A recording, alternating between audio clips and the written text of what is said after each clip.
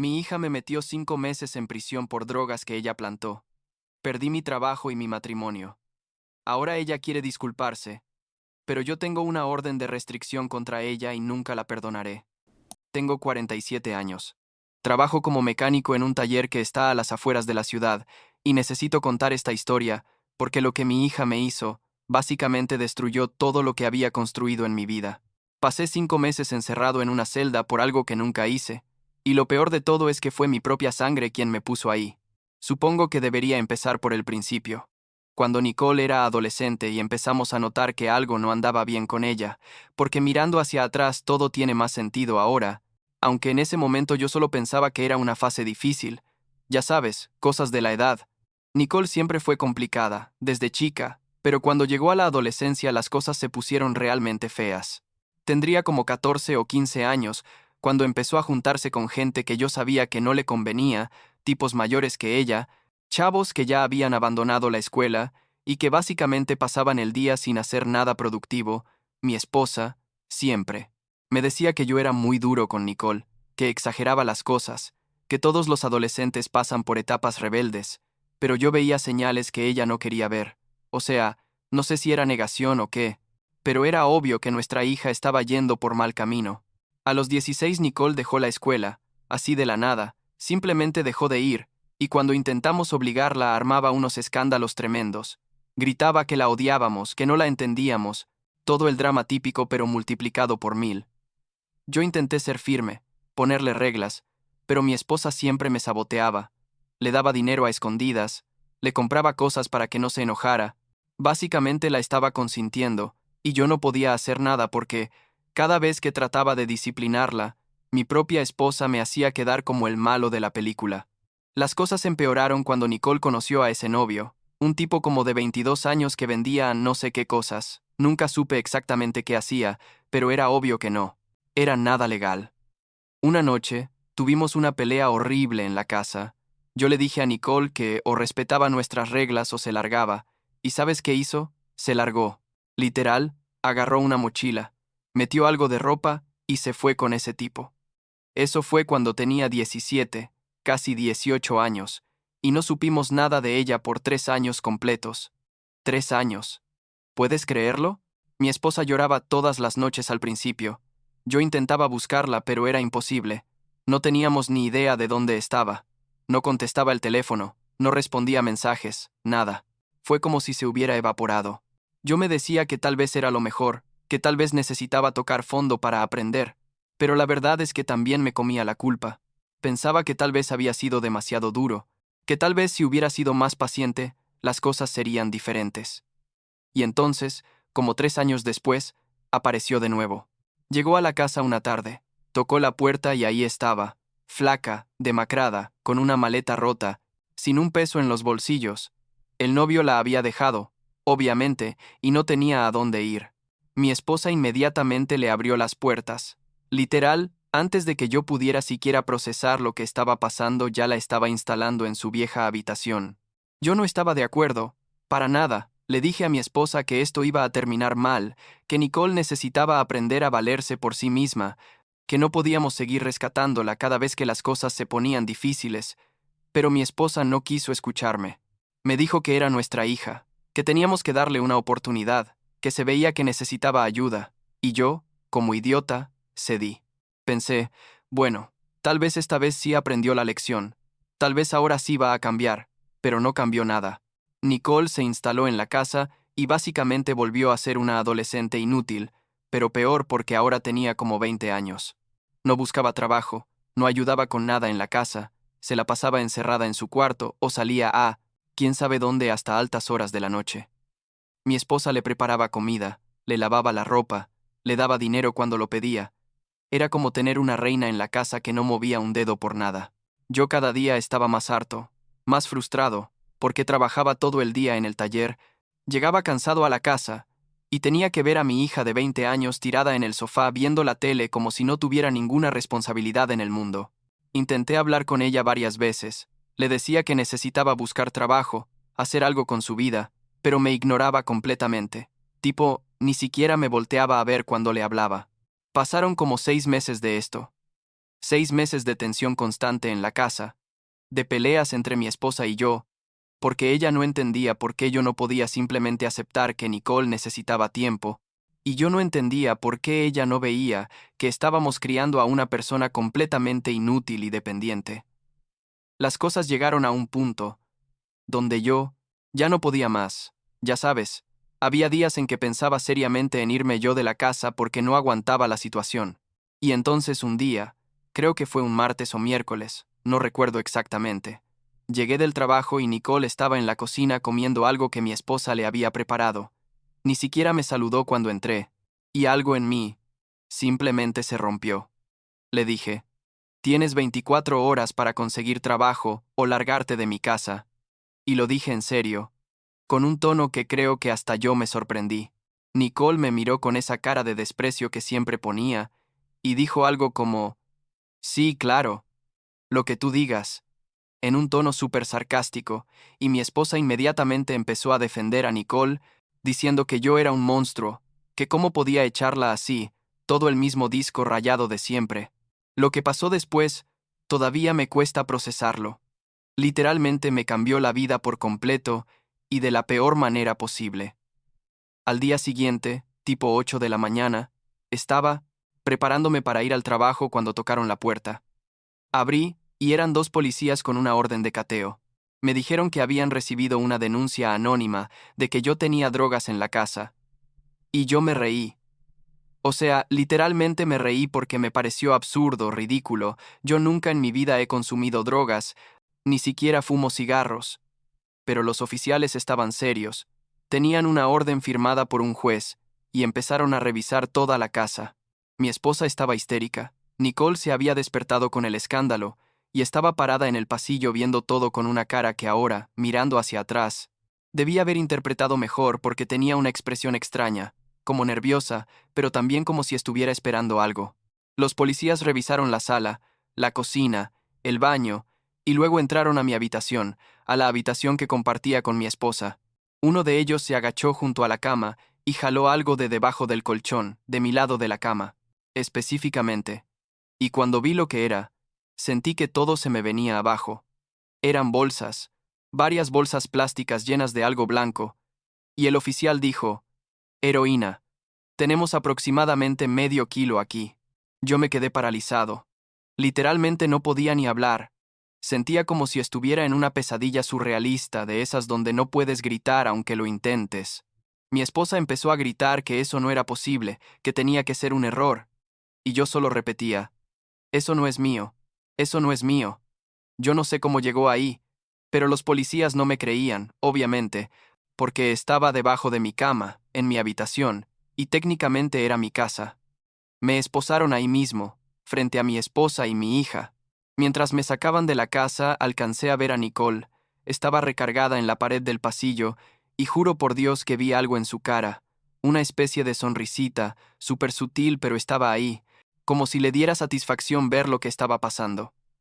En ese momento, no lo procesé, completamente porque estaba en shock total, pero esa imagen se me quedó grabada, y después todo cobró sentido. Me metieron en la patrulla y me llevaron a la estación. Me tomaron fotos, huellas, todo el proceso humillante completo. Me acusaron de posesión de sustancias controladas con intención de distribuir, que es un cargo federal súper serio, y cuando pedí fianza, el fiscal argumentó que la cantidad de droga era tan grande que yo representaba un peligro para la comunidad, así que me negaron la fianza. Me mandaron directo a la cárcel del condado a esperar el juicio. Pasé 5 meses encerrado, 5 meses en una celda compartida con otros tipos, algunos que sí eran criminales de verdad, en un espacio que olía a humedad y a desesperación, comiendo comida horrible, sin poder trabajar, sin poder hacer nada más que esperar. Los primeros días no dormí nada, literal nada. Me la pasaba pensando cómo había terminado ahí, cómo era posible que mi vida se hubiera destruido en una mañana. Contraté a un abogado de oficio porque no tenía dinero para uno privado. Todo nuestro ahorro lo habíamos gastado en la casa y en las tarjetas de crédito, y el tipo básicamente me dijo que la cosa pintaba mal, que tenían evidencia física, que la droga estaba en mi habitación, que era difícil probar que yo no sabía nada de eso. Mi esposa me visitaba cada 2 semanas, que era lo máximo que permitían, y las visitas eran horribles, incomodísimas. Ella no sabía qué decirme. Yo tampoco sabía qué decirle a ella. Nos quedábamos sentados en silencio la mayor parte del tiempo. En una de las visitas, creo que como al tercer mes de estar encerrado, ella me dijo algo que me partió el alma. Me dijo, necesito saber la verdad. ¿De verdad no sabías nada de esas drogas? Y yo me quedé mirándola sin poder creer lo que estaba escuchando. O sea, mi propia esposa, la persona con la que había estado casado por más de 25 años, dudaba de mí. Le dije, ¿de verdad me estás preguntando eso? ¿De verdad crees que yo sería capaz de tener esa cantidad de drogas en nuestra casa? Y ella solo se encogió de hombros y dijo, es que no sé qué pensar. La encontraron en tu lado de la cama. Esa fue la última visita que tuve con ella durante mi encierro. Después de eso dejó de venir, y yo tampoco quise insistir. Estaba demasiado enojado, demasiado herido. Lo que me salvó fue mi abogado defensor, que aunque era de oficio, resultó ser bastante bueno, o tal vez solo tuve suerte. Él siguió investigando por su cuenta y descubrió cosas que la policía no había investigado bien desde el principio. Encontró mensajes de texto en el teléfono de Nicole, mensajes que ella había enviado a varias personas ofreciendo vender drogas, mensajes donde hablaba de cantidades, de precios, de puntos de encuentro. También encontró que no había ninguna huella mía en las bolsas donde estaba la heroína, ninguna evidencia de ADN que me conectara con las drogas, nada. Y lo más importante, encontró a varios testigos, gente del barrio que había visto a Nicole juntándose con dealers conocidos, comprando y vendiendo, usando la casa cuando yo no estaba como punto de intercambio. El fiscal revisó toda esta nueva evidencia y básicamente se dio cuenta de que no tenía caso contra mí, que todo apuntaba a Nicole, no a mí. Retiraron los cargos en una audiencia donde yo estaba parado frente al juez sin poder creer que finalmente esto se estaba acabando. Y el juez incluso se disculpó conmigo, dijo que era evidente que había sido víctima de una situación horrible y que lamentaba el tiempo que había perdido injustamente. Salí de la cárcel un viernes por la tarde, después de 5 meses encerrado, y lo primero que hice fue ir directo a la casa, pero cuando llegué mi esposa me dijo que Nicole ya no estaba ahí, que se había ido 2 días después de que me arrestaran, que no sabía dónde estaba. Resulta que la policía también había estado buscando a Nicole desde que surgió toda la evidencia en su contra, y la encontraron en un departamento horrible en la peor parte de la ciudad, viviendo con otros 3 tipos que también se dedicaban a vender drogas. Cuando entraron a ese lugar encontraron más drogas, básicamente un arsenal de heroína, cocaína, pastillas, todo lo que te puedas imaginar, además de dinero en efectivo y armas. Nicole estaba ahí, drogada hasta las manitas, y cuando le hicieron el test dio positivo para heroína, cocaína y anfetaminas. La arrestaron ahí mismo, y esta vez no hubo forma de negar nada. La evidencia era abrumadora. El juicio de Nicole fue como 6 meses después de que yo salí de la cárcel. Yo no quería ir. La verdad, no quería volver a verle la cara nunca más en mi vida. Pero mi abogado me dijo que era importante que estuviera ahí, que el juez necesitaba ver el daño que ella había causado.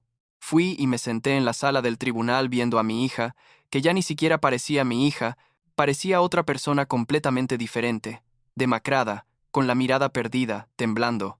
Su abogado trató de argumentar que ella tenía problemas de adicción, que necesitaba tratamiento no cárcel, todo el show típico, pero el fiscal presentó todos los mensajes, todas las transacciones, todos los testimonios de gente a la que ella le había vendido drogas, y además presentó evidencia forense de que ella había sido quien puso las drogas debajo de mi cama, había huellas de ella en las bolsas, había evidencia de que ella había accedido a mi habitación mientras yo no estaba. Lo más fuerte del juicio fue cuando el fiscal preguntó directamente si ella había sido quien hizo la denuncia anónima, y su abogado la aconsejó no responder, pero el juez insistió, y Nicole finalmente admitió que sí, que ella había llamado a la policía y les había dicho dónde buscar. No dio ninguna explicación, no se disculpó, solo dijo que sí con la cabeza como si estuviera hablando del clima. El juez la encontró culpable de posesión, con intención de distribuir, de hacer una denuncia falsa, de causar el encarcelamiento injusto de otra persona, y le dio 8 años en un centro de rehabilitación con régimen de prisión. 8 años. Cuando escuché la sentencia, no sentí nada, ni alivio, ni satisfacción, ni tristeza, solo un vacío enorme. Después del juicio, Obtuve una orden de restricción contra Nicole. El juez me la concedió sin ningún problema dado todo lo que había pasado. La orden dice que ella no puede acercarse a mí a menos de 500 metros. No puede contactarme de ninguna forma, nada. Pensé que eso traería algo de paz, pero la verdad es que no cambió mucho porque el daño ya estaba hecho, mi vida ya estaba destruida. Perdí mi trabajo en el taller, porque obviamente no podía seguir yendo mientras estaba en la cárcel.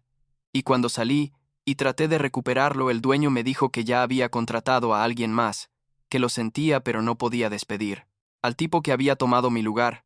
Tuve que buscar trabajo en otro taller, al otro lado de la ciudad, ganando menos de lo que ganaba antes. Básicamente empezando de cero a los 47 años. Pero lo peor fue lo que pasó con mi matrimonio. Yo pensé que después de que quedara claro que yo era inocente, que había sido víctima de mi propia hija, mi esposa iba a apoyarme, que íbamos a poder reconstruir algo juntos. Pero no fue así. Ella seguía defendiendo a Nicole, seguía diciendo que nuestra hija estaba enferma, que necesitaba ayuda, que no podíamos abandonarla. Yo le decía, ¿estás escuchándote? Esta persona, porque ya ni siquiera puedo llamarla nuestra hija, me metió a la cárcel durante 5 meses, arruinó mi vida, ¿y tú quieres que la perdonemos así nada más? Pero ella no entendía, o no quería entender. Seguía escribiéndole cartas a Nicole al centro de rehabilitación, seguía mandándole dinero cuando podía, seguía actuando como si yo fuera el villano por no querer tener nada que ver con alguien que me había traicionado de la peor forma posible. Peleábamos constantemente por esto. Todos los días era la misma discusión.